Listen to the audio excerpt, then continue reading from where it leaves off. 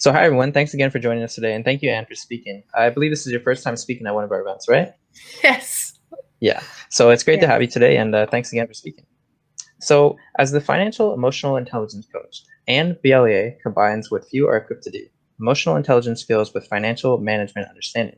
She holds a master's degree in economics and is a chartered financial analyst.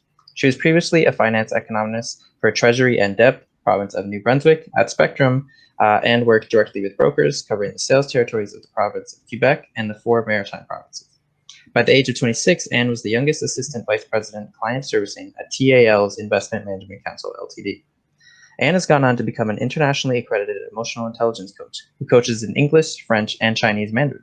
She's internationally accredited with the Coach Training Academy, Certified Coaches Alliance, International Coach Federation, and the Authentic Speaker Academy for Leadership. Thanks again for speaking today, Anne, and good luck with your presentation. Thank you very much for the introduction. Okay. Well, I guess that we're here to let's start. My name is Anne Beaulieu. I'm the founder of Femme, Sauvage, the Heart of Money Matters.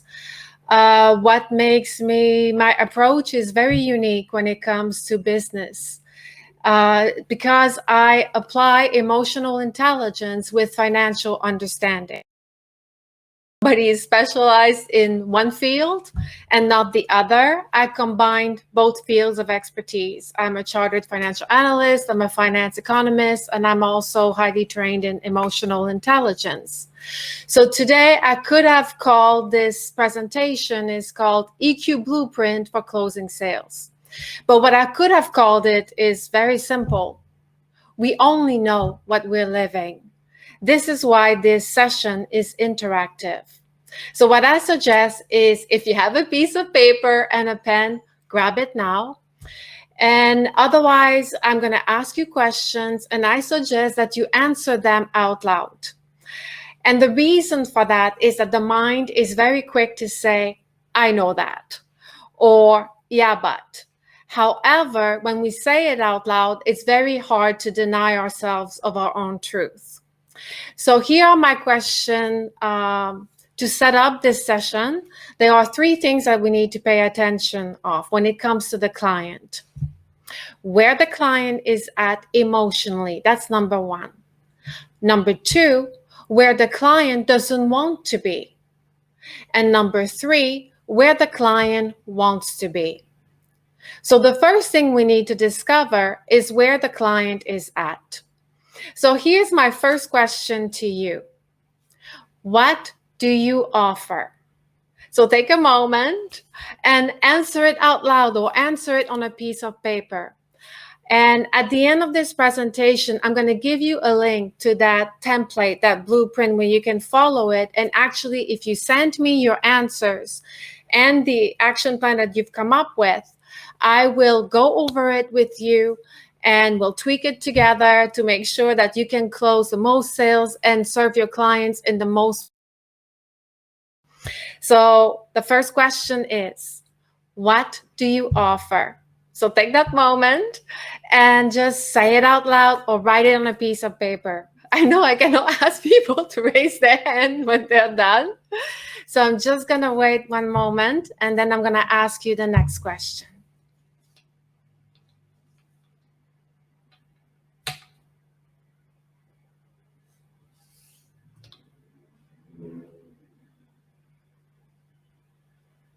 Okay. Let's say that I'm going to assume that you've answered the question. What do you offer? The next question is, what are you known for? What you are known for might not be what you offer. So what are you known for? So take a moment, say it out loud, or write it on a piece of paper. So I'm going to give you a moment to do that.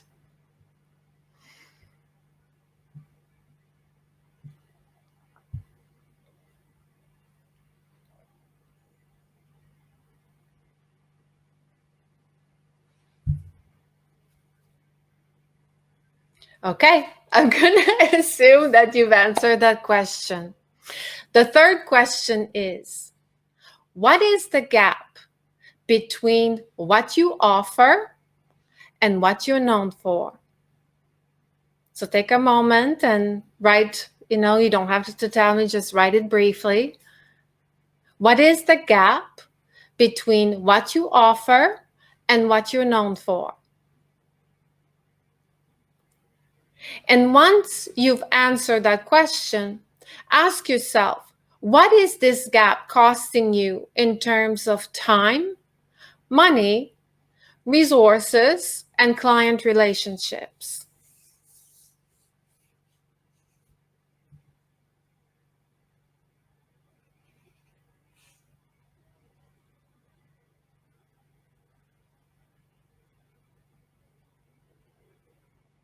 So I'm going to assume that you've answered the question. Of course, you can go back later. I'm going to give you a blueprint for it that you can fill out this template and use it as your EQ blueprint for closing sales. So now I'm going to go back to the beginning of our conversation when I ask you the question, what do you offer? If I were to take a poll, actually, I might try this. How many of you, oh, it's okay. How many of you have written down or said out loud that what you offer is a product or service? So if you've answered that I offer financial advisory services, I offer this or that, this might come as a shock to you. The answer is no. What you offer is an experience. An experience is a feeling. Your customer, when they come to you because they have a problem. And that problem has an emotion. They want to solve it. And they want to solve it because they have that emotional driver to solve it. So what you provide is an experience. So you need to discover the feeling that your customer is looking to experience. So I'm going to, because I know what I've just said might seem a bit woo-woo. And so I'm going to show you how we make decisions. We all make decisions emotionally first. For example, take the couch that you have in your house right now, the couch that you bought, or the car that you bought. When you went shopping for that couch or for that car, you had a list of functions of things that you were looking for. Even though the couch or the car might have had all the functions that you wanted, but if you hated the color of the car or if you hated the color of the couch, you would have never bought it. And if you did buy it, you would have regretted it. Regretted that decision because that color, it's an emotional decision. As much as we think that we make decisions rationally, all decisions are emotional first. And then we use a rational argument to justify that feeling, that emotion. Does that make sense to you? Hopefully it does. So what you offer is an experience. I'm going to give you another example. Nike, what do you believe they offer? You can say it out loud. You might say that, for example, that Nike offers great running shoes and athletic gear and training camps and everything. But Nike, it's a performance enhancing company. So performance enhancing, that's a feeling. So in order to discover the feeling that your customer is looking to experience, one strategy of your EQ blueprint, so I'm going to give you the first strategy and you're free to come up with your own strategies as well. I highly recommend it, is you lead with vulnerability. So for example, if you have a customer in front of you who is new at strategic planning and they feel lost and they feel overwhelmed, you want to find out what it is exactly that they're overwhelmed about, or what it is that feeling of overwhelmed, what it contains. So you have to lead with vulnerability. So one strategy, one way to lead with vulnerability is by saying to the customer, when I did not have, so you have to state the problem. When I did not have financial planning, I felt, and put the feeling that how you felt at that time. You need to be honest. You need to feel it so that the customer can relate, so the customer can feel safe with you, and so they can open up and reveal to you why they need that financial planning. So you say, when I did not have financial planning, I felt, name the feeling. As a result, I hired, you can name the person you hired, or I bought products XYZ, and now I feel, name the feeling that that positive feeling that your products and services give you. And then you want to build that rapport with the customer. So you want to ask the customer, have you ever had that feeling before? Have you ever been in that situation? What was that like for you?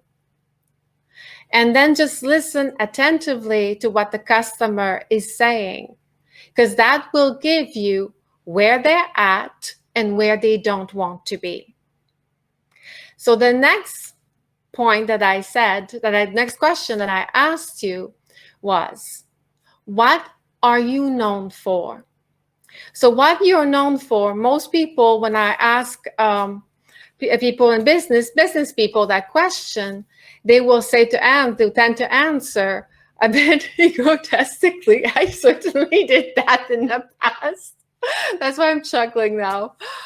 They would answer, I'm known for product AYZ. I'm known for this and that.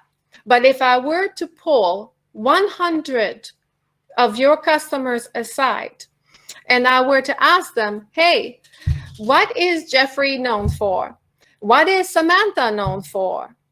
Most likely what they're going to say is not the products and services that you offer. They're going to say, hey, Jeffrey's a great guy. I can trust him. He's been there for me when this happened with my kid, and when I did not have an education plan for my kid, and he really showed up and he explained to me what I didn't understand. So the overwhelm left and I felt like I could really trust this person. So when we ask somebody what they're known for, is usually a testimonial as to their character. So go back to your answers that you had at the beginning. What you offer and what you're known for. Based on what we've discussed so far, when I asked you, what is the gap between what you offer and what you're known for? How has your answer evolved? So I'm going to give you a couple of minutes and I'm going to let you write that answer down, so that, because we all need to integrate. That's emotional intelligence. Emotional intelligence is application. So I'm going to just pause for a couple of minutes and write your answers.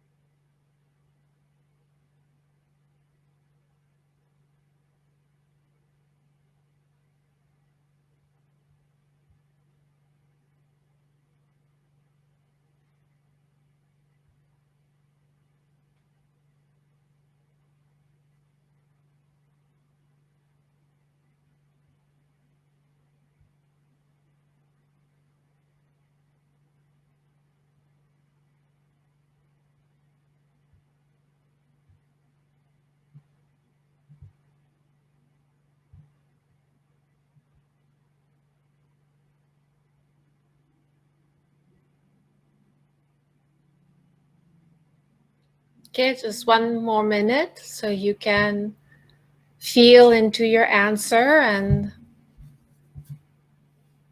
and see how your understanding of that gap between what you offer and what you're known for, how your emotional understanding of that gap has evolved.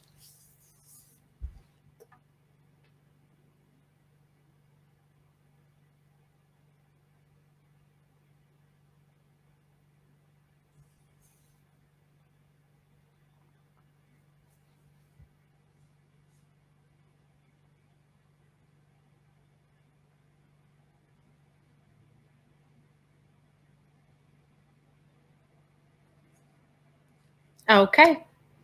So now knowing you have written your answer down, for the people who just joined us, ask some questions. What you offer? What do you offer? What are you known for? What is the gap between what you offer and what you're known for? And what is that gap costing you in terms of time, money, resources, and client relationships? And then after you've answered those questions, I brought the EQ into that understanding, because the knee jerk for many of us is to hide, because it's a form of hiding behind our products and services. But client relationship, it's built through rapport. And rapport is having a common emotional understanding about something. So if you want to close more sales, if you want to build meaningful long-term relationships with your clients, you have to meet them where they're at. And meeting them where they're at, you need to discover the feeling that they're looking to experience when they contact you, when they walk through that door, when they have that problem that they're looking to find a solution to. Because if you discover the feeling that your customers are looking to experience, and you tie that feeling to your products and services, that's a sale. That's how a sale occurs. A sale occurs because the customer believes that your products and your services can effectively solve their emotional problem. And at the same time, the perk is that they get the financial benefits of it. So having said that, here's my next question to you. What's your action plan to bridge that gap between what you offer and what you're known for? The first strategy that I've given you is leading with vulnerability first. So as a salesperson, because we're all in sales, we're all conveying ideas. We're all conveying something, whatever it is. So you need to get vulnerable first. You need to get to the feeling. So number one is get to the feeling. And we've discovered that feeling by leading with vulnerability first. Try it with your clients. It's going to work wonders. So the next step is what I suggest to you, is that it's by intention. What is your intention? Once that you've discovered the feeling that your customers is looking to experience, how are you going to tie it to your products and services? Well, the easy way is by sharing your personal experience. Remember at the beginning, I said I could have changed the title of this presentation to "We Only Know What We're Living." And the reason I say that is, if you haven't experienced your products and services, if you don't believe in yourself, if you don't stand behind your products and services, then why would anyone buy from you? Why would anyone believe, especially when it comes to financial planning, financial advisory, why would anyone believe that you could do that for them? So they need to emotionally connect. They need to emotionally, it's not a rationale, you telling them that you've got the diplomas and you've got all the letters behind your name. It's not, doesn't work like that. It's by that emotional connection, that emotional driver, building that rapport between you and that customer. So share your personal experience.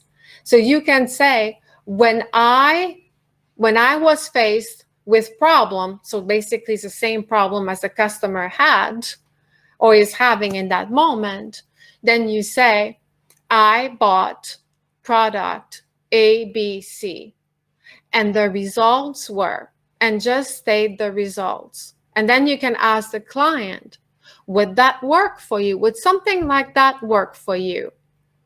If the client says yay, then you can move into the sale and getting them signed up. If the client said nay, then go back to number one. What is the feeling that they're looking to experience? It's never about shoving more products and services down a client's throat, because as you know, you're savvy salespeople, you know that the more we do that, the knee jerk is to go into overwhelm. No one likes to be told and no one likes to be sold.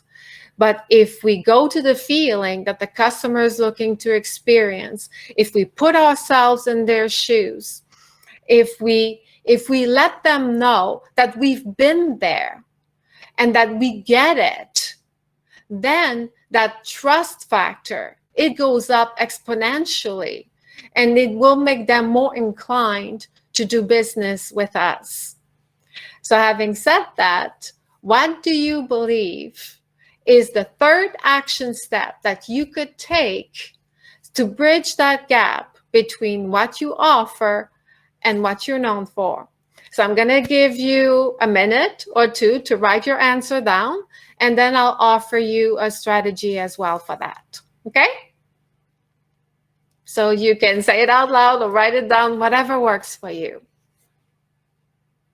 But remember, this session, it's for you. Like, I really want to help you. And with COVID, like, I get emotional because with COVID, so many of us, so many people require your services.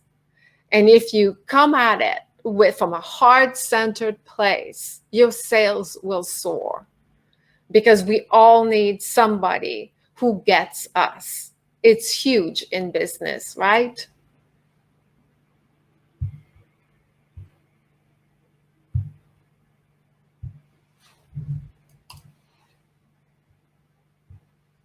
Okay.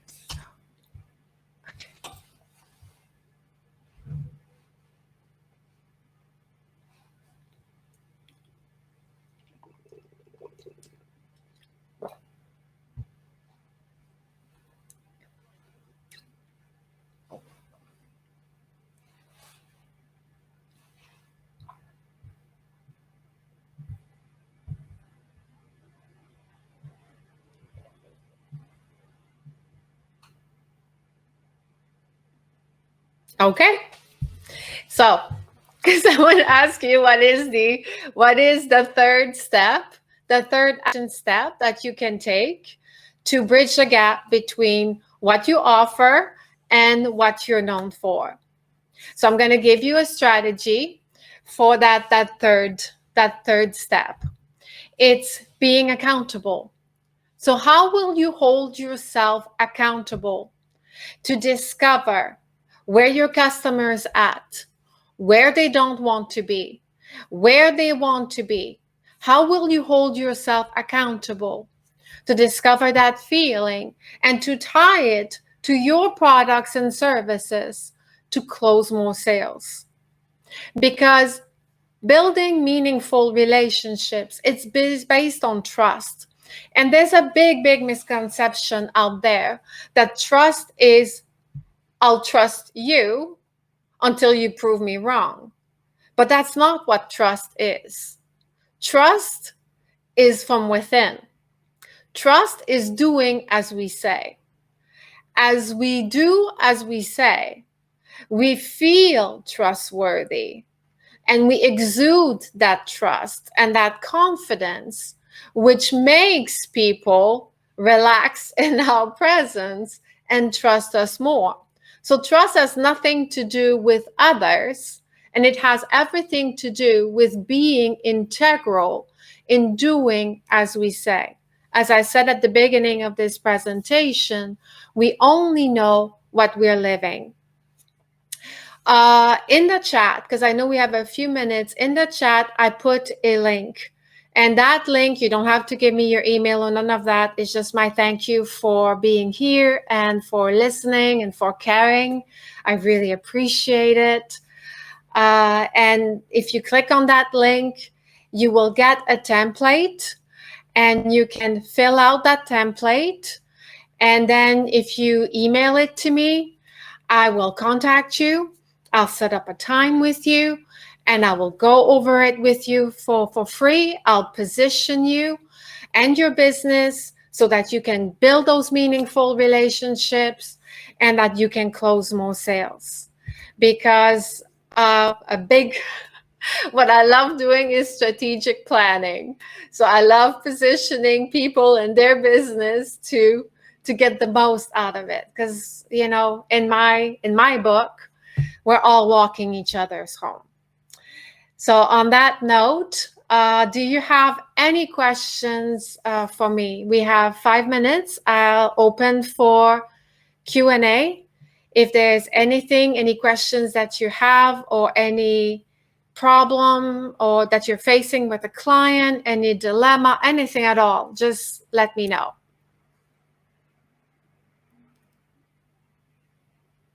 Well, thank you, Jeffrey. That's very kind of you. It's, yes, we all have a unique experience. We all have a unique skill set. And if I can end on this note, whatever you think is weird about you is actually your forte. It's what people love about you. It's what makes you unique. So take that weirdness and take that thing and apply it in your business. Because like I said, business, it's relationships, and relationships is a two-way street, and we get what we put in. So, all right. Well, thank you very much, Raul. Any questions? Anything at all that everybody got the template? Let me see here. If the experience is with the advisor on how to create a team around the same experience process. Okay, that's a great question. Thank you, Jeffrey, for asking it. How to create a team with the same experience process is you need to get, it's so good. I'm going to give you an example of, we have 3 minutes, okay, of what happened to me a few days ago, which will prove why Jeffrey's question is so important. I had to renew an insurance. And the guy who owns the insurance company, I have a business relationship with him for 15 years. So, and he gave my account to this junior assistant who set up a time with me and a date on when she would call me, and we would go over the details and make sure everything, and I would sign the contract. When the time happened to call me, she didn't. And half an hour went by, and then I got a phone call. I didn't pick up because I was in another meeting. Just like you, I have a very busy schedule, and I'm a coach. So punctuality is very important to me. And so I waited to see what that person would say. And I received an email saying, hey, you did not show up for the meeting. There was no accountability part. So I emailed back and said, that was half an hour late. What made you think that I would wait half an hour for you? And so that kind of threw the other person off a little bit. I'm just being totally transparent here. And when we did have that call, I asked that person, what do you offer? And they say, financial services. What are you known for? And she was like, financial services. I said, no, what you're known for to me is somebody who had no accountability, showed up late, etc., etc. And that person just stopped. And I said, my relationship was with your boss, not you. So we're starting fresh here. And she was like, okay, what do I need to do? So we got on the same page. And actually, I did end up buying the product because she got it. And we were able to build that meaningful relationship. But if I had been a typical client, that might not have happened. So what I suggest is that you sit with your team, download the blueprint, ask them to fill it out individually, and then have a team meeting where you pull all the answers together, what everybody came up with, and see, and that will show you, because everybody will perceive things differently. So the person might be able to say and see a gap that we didn't see, and they'll be able to bridge it. With that, if you get that approach, then you can compile another blueprint that everybody on the team follows. And you can have weekly meetings about it and see, and you can even listen in on conversation to make sure that they put the client's well-being first, that they're truly, genuinely listening to what the client is saying and what the client is not saying. Because there's as much information conveyed in silences, pauses, coughing, and hesitations. Have I answered your question, Jeffrey? I hope I have. If not, please feel free to reach out to me on LinkedIn. I am on Twitter. I'm on Facebook. My website is financialeq, one word, .coach. Or you can email me at anne@financialeq.coach. I'm really looking forward to connecting with all of you. So thank you again for joining this session today. It's my pleasure to assist you. And I believe that it's 12:31, so my 30 minutes is done. So I wish you all a phenomenal afternoon, and I'll see you in the networking and on the stage. Okay? And I just wanted to come on and say thanks for your presentation today. Thank you. You're very welcome.